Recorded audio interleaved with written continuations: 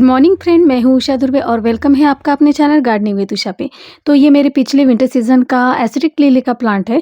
तो आज मैं इसी के बारे में बताऊंगी। और देखिए बिल्कुल मेरे पंजे इतनी हाइट है इसकी और इस पे कलियाँ देखिए कितनी बनी आई है और ये सिर्फ 1 महीने बाद का ही रिजल्ट है। तो इसके लिए मैंने कौन सा सॉइल मिक्स बनाया था तो वो आज मैं आपके साथ शेयर करूँगी। तो ये है मिट्टी, जो काली मिट्टी हमारे यहाँ मिलती है वो। तो ये लूँगी मैं 2 पार्ट, हाँ, यानी 50% भी आप कह सकते हैं। तो आधी आपको मिट्टी लेनी है और एक इसमें ऐड करूँगी। तो इस तरह से 2 पार्ट हुई मिट्टी। और उसके बाद इसमें मैं डालूँगी जो कंस्ट्रक्शन वाली जो सैंड होती है तो वो आपके यहाँ ईज़िली मिल जाएगी। तो 1 पार्ट मैं ये डालूँगी। तो ये हो गई रेत हमारी। तो इससे क्या होता है, इसका ड्रेनेज जो है वो बहुत ही अच्छा होता है। तो इस तरह से ये डाली हमने रेत और अब इसमें मैं मिलाऊंगी। तो थोड़ा-सा मॉइस्चर मिट्टी बनाने के लिए आपको इसमें डालनी पड़ेगी कोकोपीट। इस तरह से ये हमारे यहाँ यानी पूरे 8 दिन से कंटिन्यू बारिश शुरू है और इस वजह से ये सारा मेरा कोकोपीट, मिट्टी सब कुछ गीली है। तो इस वजह से ये देखिए ये हमने डाला इसमें कोकोपीट।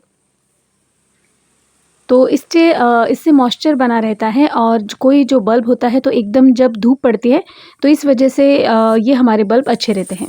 तो उसके बाद हम इसमें डालेंगे, देखिए इस तरह से ये कंपोस्ट। तो ये मेरा काउडंग कंपोस्ट है, अच्छे से डिकम्पोस्ट हुआ। तो इस तरह से ये 1 पार्ट लिया और देखिए अब इसे मैं अच्छे से मिक्स कर लूँगी क्योंकि और भी इसमें थोड़ा-सा न्यूट्रिशन बाकी है। और इसमें मैं जो भी डालती हूँ वो सारे ऑर्गेनिक ही डालती हूँ क्योंकि बल्ब क्या होते हैं, ऑर्गेनिक कोई भी चीज़ें इस्तेमाल करने से बल्ब की यानी लाइफ भी बढ़ती है और वो गल नहीं जाती। तो इस वजह से मैं हमेशा ऑर्गेनिक चीज़ें ही मिलाती हूँ। और उसके बाद इसमें डालते हैं इप्सम साल्ट थोड़ा-सा और इसमें ये नीम खली, तो 1 मुट्ठी ये डालिए। और सभी बल्ब के लिए और जो मैं बताऊँगी, तो नीम खली ये फंगिसाइड का भी काम करता है क्योंकि क्या होता है जब हम बल्ब लगाते हैं तो हमारे ज़्यादातर बल्ब ये गल जाने की वजह से ही पूरे ख़राब हो जाते हैं।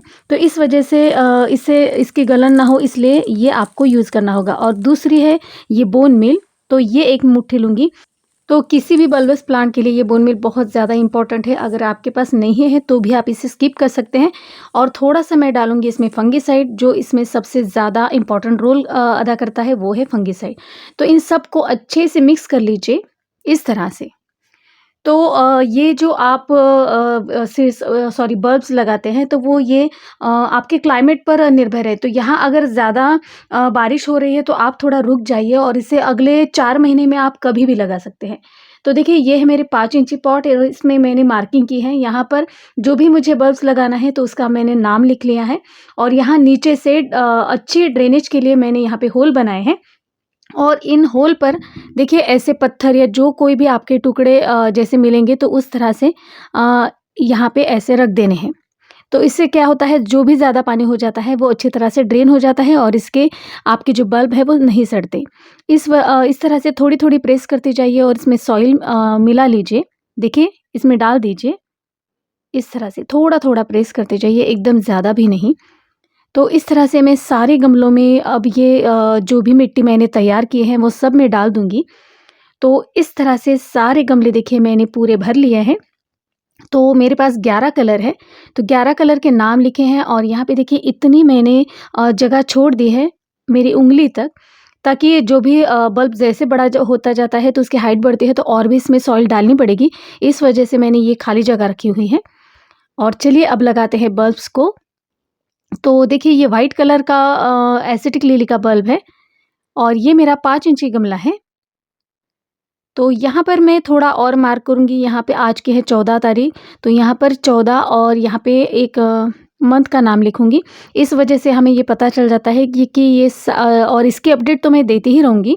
तो ये हमने लगाएँगे है और हफ्ते-हफ्ते बाद आपको इसकी अपडेट भी दूँगी। तो ये है वाइट कलर का एक बल्ब। तो चलिए देखते हैं। तो ये मैंने ऋतिक जी से बुलाए थे और ये बहुत ही हेल्दी बल्ब है सभी के सभी।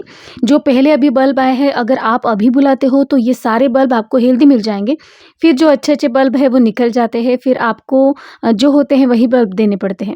तो ऐसा तो इसी वजह से आप शुरुआत में अगर बल्ब मिलते हैं तो बहुत ही हेल्दी बल्ब मिलते हैं।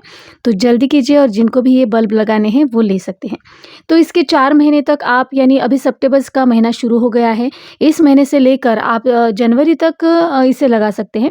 पिछले साल मुझे थोड़ी-सी देरी हुई थी, इसलिए मेरी बल्ब की हाइट भी नहीं बढ़ी थी, लेकिन इस साल मैंने पहले ही मँगवाए हैं।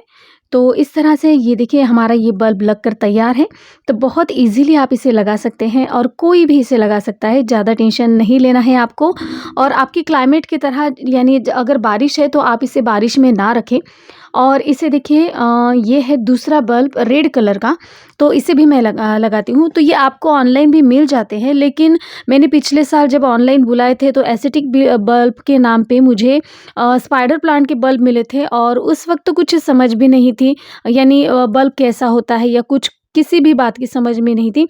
और पूरा साल भर राह देखने के बाद उस पर आया स्पाइडर प्लांट का फ्लावर्स, तो इससे बहुत निराशा हुई। मैंने तो वो उखाड़ कर फेंक ही दिया था, क्योंकि मेरे नीचे भी लगा हुआ था और एक बार वो जब लग जाते हैं तो वो ज़्यादा, यानी कितना भी निकालो आपके गार्डन से वो नहीं जाते। इस वजह से निराशा के बाद मैंने कुछ भी ऑनलाइन बल्ब नहीं बुलाए थे।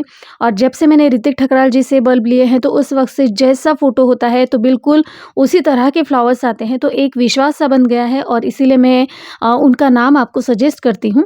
तो इस तरह से आप उनसे बल्ब मँगवा सकते हैं और विंटर सीज़न में और भी बहुत सारे बल्ब होते हैं। तो फ्रेंड्स, आज का ये वीडियो आपको कैसा लगा प्लीज़ मुझे कमेंट्स कीजिएगा। वीडियो अगर अच्छी लगती है तो प्लीज़ मेरे चैनल को लाइक और सब्सक्राइब ज़रूर कीजिएगा। फिर मिलती हूँ नई वीडियो के साथ, तब तक के लिए bye bye. Happy gardening, stay safe.